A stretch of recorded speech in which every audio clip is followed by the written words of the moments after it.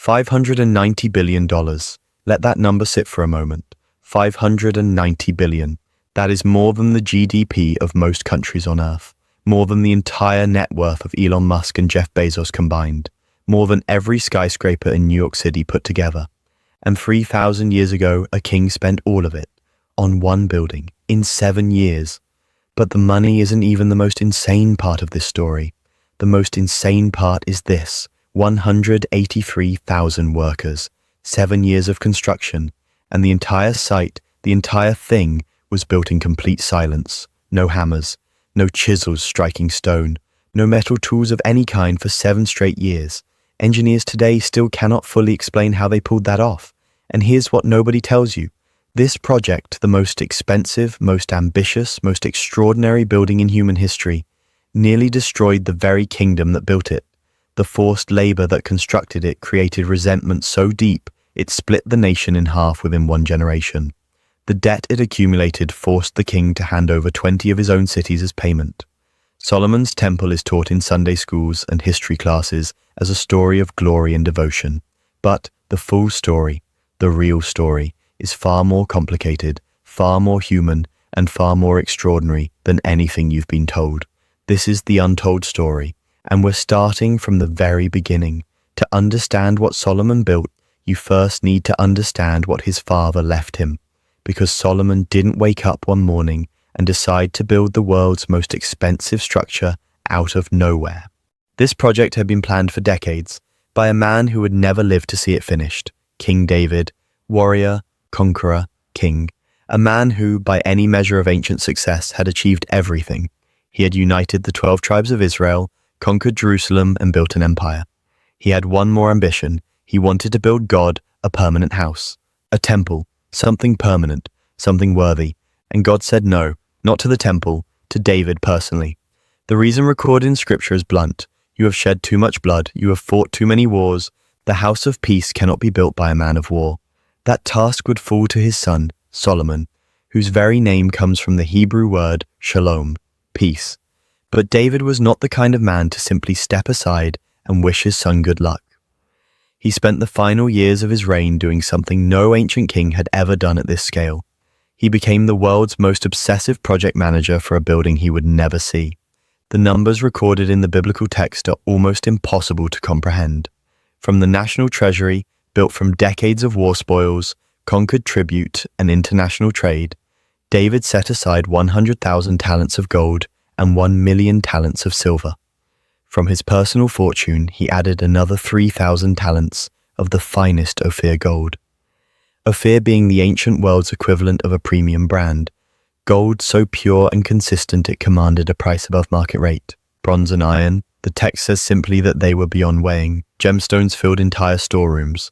Onyx, turquoise, marble, stones whose ancient names we no longer fully recognize. Let's put this in numbers that actually mean something.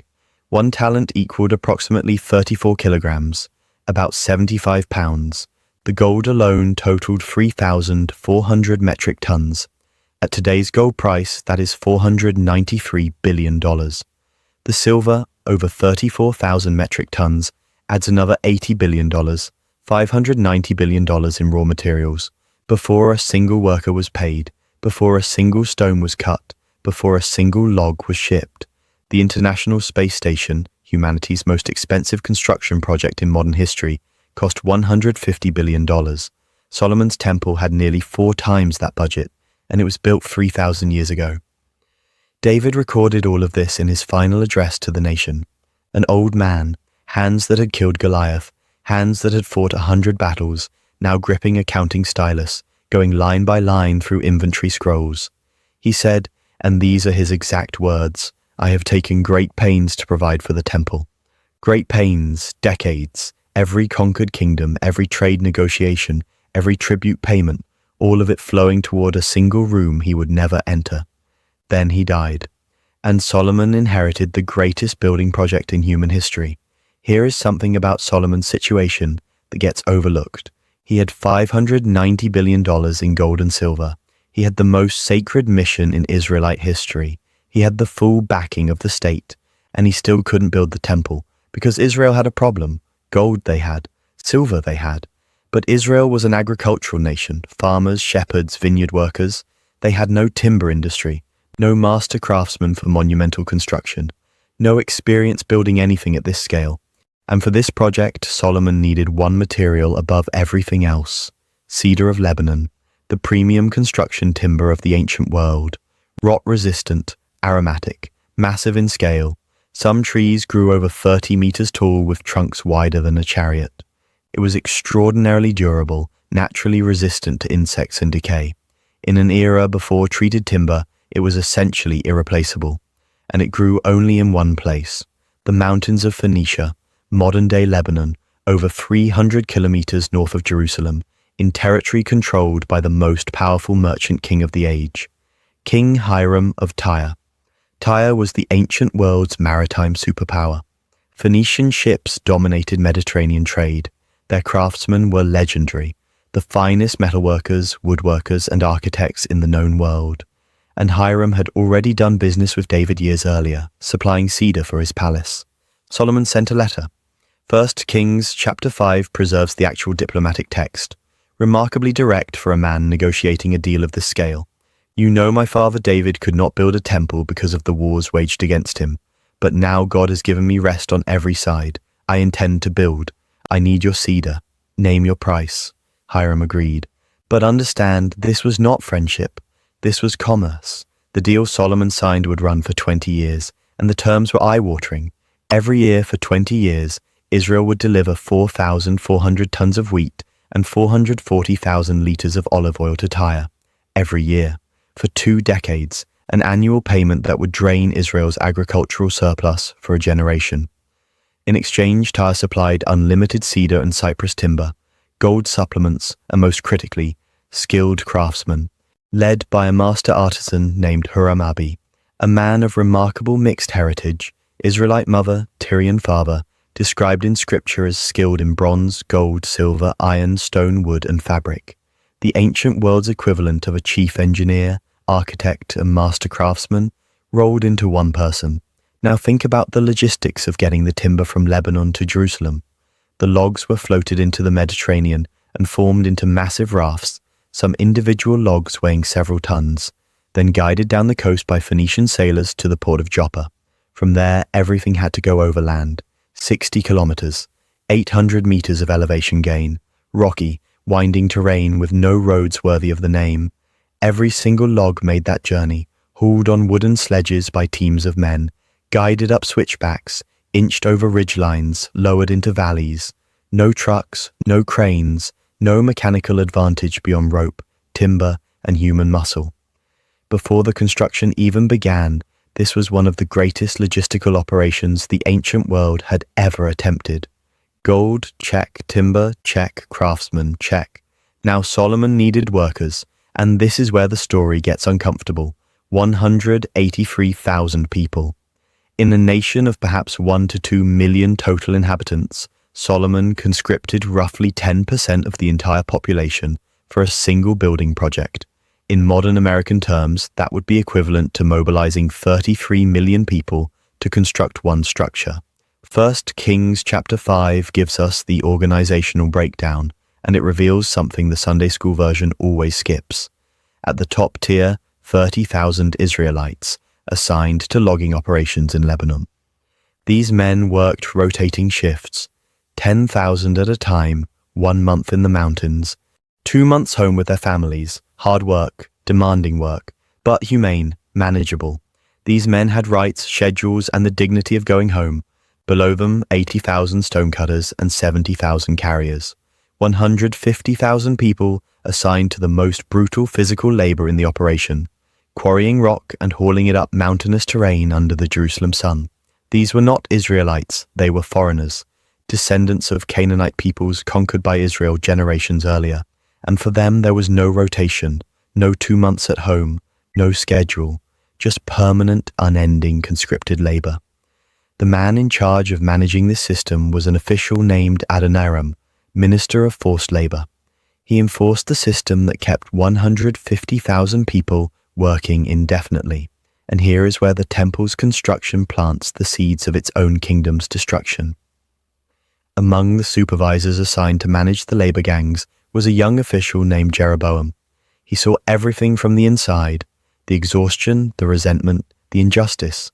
He watched 150,000 people work without end, without relief, building the most sacred structure in the land of the very God who had once liberated their ancestors from Egyptian slavery. After Solomon died, Jeroboam led those same exhausted people in open rebellion. The northern tribes gathered, their rallying cry preserved word for word in 1 Kings chapter 12.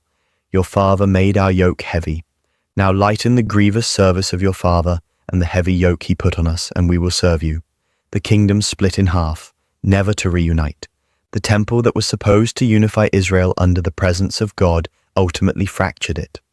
The forced labor that built it created a wound so deep it proved fatal to the nation. When the crowd's rage finally boiled over, they found Adoniram, the man who had managed the labor system, and stoned him to death in the street. 150,000 people. Put yourself in their position for a moment. Your grandfather was Canaanite. Your father was Canaanite. You grew up knowing what you were, a conquered people, and now you are spending your life hauling stones up a mountain to build a temple to the God of your conquerors.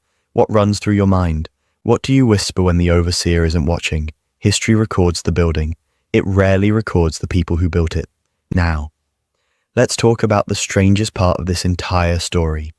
You have a construction site, 183,000 workers, 7 years of continuous building, the most ambitious architectural project the ancient world had ever attempted. And it was completely silent. 1 Kings chapter 6, verse 7, one of the most puzzling verses in the entire biblical text. In building the temple, only blocks dressed at the quarry were used, and no hammer, chisel, or any other iron tool was heard at the temple site while it was being built. Read it again. No hammer sounds, no chisel sounds, no iron tools at all, on site, for 7 years. Why would Solomon impose this restriction? And more importantly, how did he actually pull it off? The why is theological. In the ancient Israelite worldview, iron meant one thing, weapons, and weapons meant war, and war meant bloodshed. The temple was the dwelling place of the God of peace, the Hebrew concept of shalom, and no tool associated with violence or death could touch its sacred stones. Exodus chapter 20 had established the principle centuries earlier. If you use a tool on an altar, you will defile it. Deuteronomy 27 reinforced it. Altar stones must remain uncut. Solomon extended this logic to the entire building. Every wall, every floor, every threshold, all of it treated as an extension of the altar itself. Silence wasn't a preference, it was worship. But the how is what makes this extraordinary. Every single stone used in the temple was cut to exact final specifications at the quarry, miles from the construction site, measured precisely, shaped completely, smoothed and finished, then transported to Jerusalem already perfect. When the stones arrived at the site, workers didn't cut, trim, or adjust them. They simply positioned them. Each block had a designated place in the structure, and it fit precisely without any modification whatsoever. We call this technique prefabrication today. We use it for modern construction, factory building components off-site and assembling them on location. It's considered a relatively modern innovation. Solomon's engineers were doing it 3,000 years ago at a scale that still impresses structural engineers. Think about the precision this required. Without computers, without laser levels, without standardized measuring instruments beyond handcrafted rules and plumb lines. Every quarry team, operating in locations spread across miles, had to work from identical plans. Every stone had to match tolerances of millimeters. One block cut too large and the section above it shifts. Too small and the whole wall section is compromised. Across thousands of workers, across miles of distance, across 7 years, and it worked perfectly. The primary source of stone was a quarry that still exists. You can visit it today. It sits beneath the old city of Jerusalem, 5 acres of underground caverns extending 200 meters into the bedrock. Known today as Zedekiah's Cave or Solomon's Quarries, the stone quarried there is called meleka, royal stone. It has a remarkable property. While underground, it's relatively soft and workable, easy to cut with precision. When exposed to air, it hardens to a marble-like durability, cut it precisely underground while soft. Transport it, install it, watch it harden into permanence. Descend into that quarry today, and the temperature drops immediately. The air is cool and still. The silence is complete, the same silence that filled these tunnels 3,000 years ago. Run your hand along the walls, and you can still feel the ancient chisel marks, curved grooves where a worker pressed iron into stone by torchlight. Somewhere in this darkness, 80,000 men spent years of their lives cutting stones they would never see placed in the building above, working in shifts, by flame, in silence. Every single mark they made was an act of faith in a plan they couldn't see, for a building they might never enter, for a God they could not look upon. So what did $590 billion and 7 years of silence actually produce? Let's walk through it. The temple complex sat on Mount Moriah, the same mountain where, according to tradition, Abraham had prepared to sacrifice Isaac over 1,000 years earlier. The location itself was sacred before a single stone was placed. The structure was oriented precisely east-west, so that the rising sun would illuminate the entrance at dawn. This wasn't coincidence, it was architectural theology. The God who created light would have light enter his house at the beginning of every day. At the entrance stood 2 massive bronze pillars. Not structural, they served no weight-bearing function. They were statements. Each one was roughly 8 meters tall and cast entirely from bronze. Their names were inscribed into them: Yakin, meaning he establishes; Boaz, meaning in him is strength; beyond the pillars, the main hall. Cedar walls, floor to ceiling, and then covered in gold. Not gold paint, not gold leaf, gold overlay. Planks of gold hammered directly onto cedar beams. The floor, solid gold. The ceiling, gold. The doors, gold-plated olive wood, carved with cherubim and palm trees and open flowers. Every surface in your field of vision was gold. When sunlight entered the temple in the morning and struck those walls, the light that bounced back was so intense that ancient sources claim it was visible, blinding even, from over a kilometer away. The building announced itself. It could not be missed. It could not be mistaken for anything else. And at the innermost point, past the great hall, through a second set of gold-plated doors, was the Holy of Holies, the most sacred room in the ancient Israelite world, a perfect cube, 20 cubits in every direction, length, width, and height, walls of gold, floor of gold, no windows. Inside, 2 enormous cherubim, angelic guardians carved from olive wood and covered entirely in gold, each one nearly 5 meters tall. Their wings spread the full width of the room, touching the walls on either side and meeting in the center, tip to tip. And between those wings, set on the floor, the Ark of the Covenant, the golden chest containing the stone tablets from Sinai, the most sacred object in Israel's possession. The Holy of Holies was entered once a year, by one person, the high priest, on Yom Kippur, the Day of Atonement. He entered alone with incense to cloud the space so he would not see the divine presence directly and die. A rope was tied around his ankle. If he died inside, the other priests could retrieve the body without entering themselves.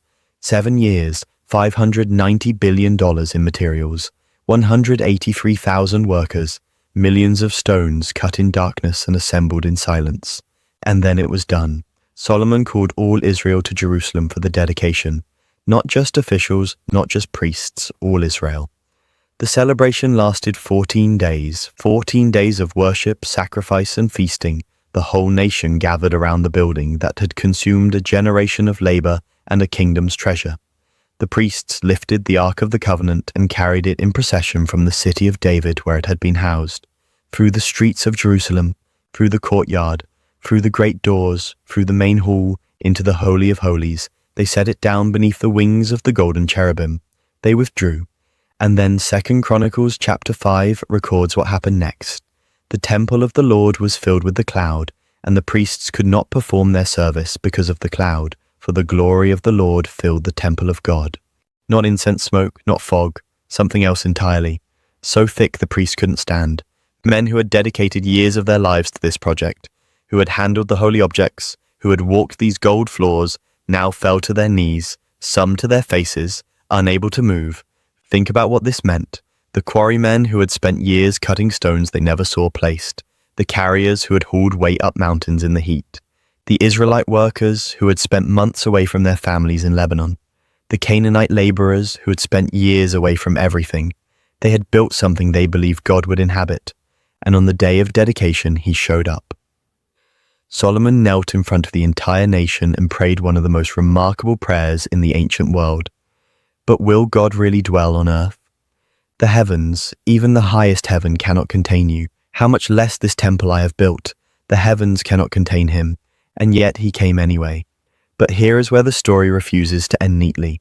The debt Solomon accumulated from the 20-year timber deal with Hiram of Tyre proved impossible to pay in full. At the end of the contract period, Solomon had run out of conventional payment options. So he did something extraordinary and humiliating for an ancient king. He handed over 20 Israelite cities, 20 real cities with real inhabitants, to pay a foreign king.